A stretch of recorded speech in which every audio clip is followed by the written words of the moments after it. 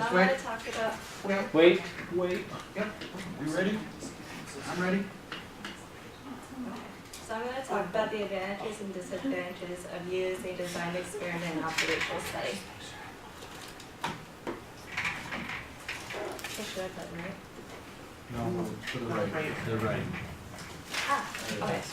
So first we're going to talk about design experiment, but before we can talk about the advantages and disadvantages, we first have to know how a design experiment works.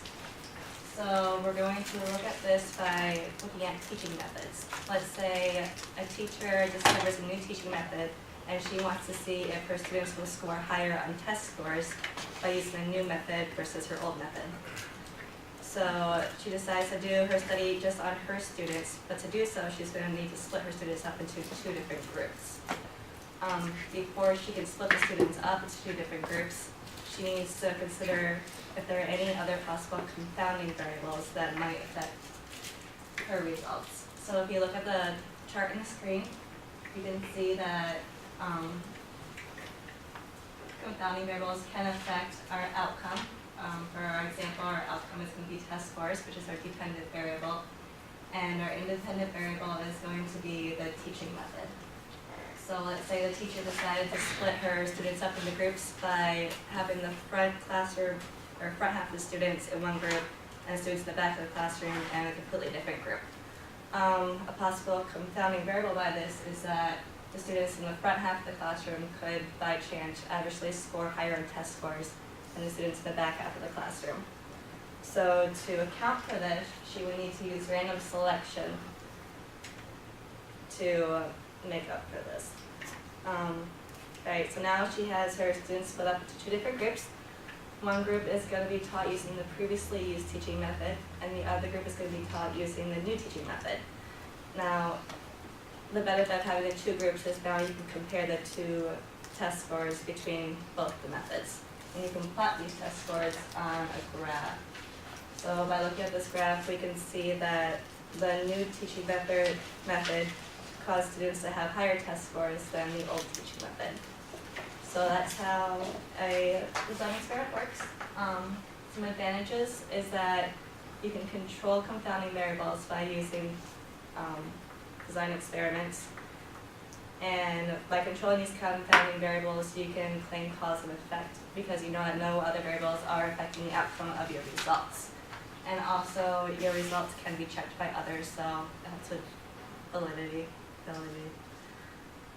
Disadvantages of design experiments. There might be ethical issues for your study. So let's say a teacher was interested instead in studying confidence levels of children that are bullied versus children that are not bullied. You can't ethically have a group of children get bullied just to see if their confidence level changes over time. So that's a disadvantage for that. Also, there might be bias. So the person designing the experiment might subconsciously set up the experiment to go in the direction they predict, which might be different from what it should actually be. And for design experiments, the situation may not be realistic to something that might happen in the real world. Alright, now we're going to look at observational studies. So for observational studies, you would just go out in the real world and you would find the variable that you're interested in and you would just record what you see. So there's no controlling variables, there's no assignments or anything. You just go out there, you find it, you record. So for an example, let's say that a researcher is interested in lung capacity for smokers versus non-smokers. So the researcher would have to go out in the real world, find non-smokers, find a group of smokers, and then compare lung capacities between the two. So advantages of this is that your results will be based on real world situations. And also you can study unethical events. So for the lung capacity example, you can't go out in the real world and have like a group of non-smokers start smoking cigarettes so you can see the change in lung capacity over time.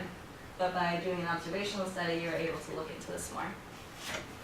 Disadvantages is that you can't control confounding variables by doing observational studies.